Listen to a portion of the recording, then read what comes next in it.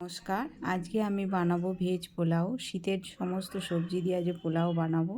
আমি গরম জল বসিয়ে দিয়েছি, 2 টেবিল চামচ মতো সাদা তেল আর 2 চামচ মতো ঘি নিয়েছি।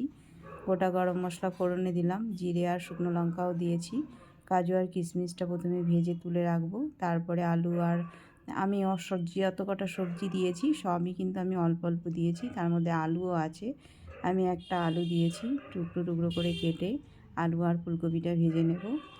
ভেজে তারপরে দিয়ে দেবো গাজর, ক্যাপসিকাম, বিনস দিয়ে দেবো। আমি মাশরুম কয়েকটা নিয়ে নিয়েছি কেটে, সেটাও দিয়ে দিলাম। এরপরে দেবো মটরশুঁটি আর পনিরটাও দিয়ে দেবো। তারপরে আদা আর রসুন বাটা একটুখানি দিয়ে ভালো করে ভেজে নেব, কাঁচা গন্ধ যাওয়া পর্যন্ত একটু ভেজে নেব ওটা। এই যে আমি দিয়ে দিচ্ছি আদা রসুন বাটাটা। এরপরে দেব আমি একটা টমেটো আর 3-4টে কাঁচা লঙ্কা কেটে। কাজু কিশমিশ ভাজাটা আমি এই পর্যায়ে দিয়ে দিলাম। এবার আমি চাল দেব। চালটা আমি 1 ঘন্টা আগে ভিজিয়ে রেখেছিলাম। এটা হচ্ছে তুলাইপাঞ্জি চাল, রায়গঞ্জের। এটা মেলা থেকে আমি সংগ্রহ করেছি, সেটা দিয়ে করব। এই প্রথম এটা চালটা আমি ইউজ করছি, এর আগে কখনো এই চাল খাইনি আমরা।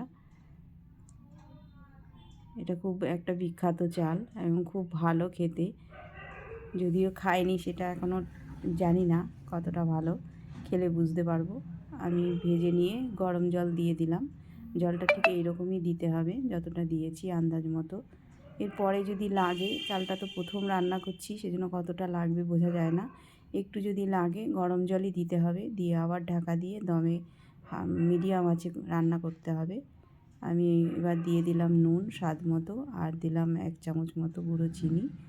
সেটা দিয়ে ভালো করে নেড়েচেড়ে আরও 10 থেকে 15 মিনিট আমি হালকা আঁচে দমে রাখবো, তারপরেই পরিবেশন করব।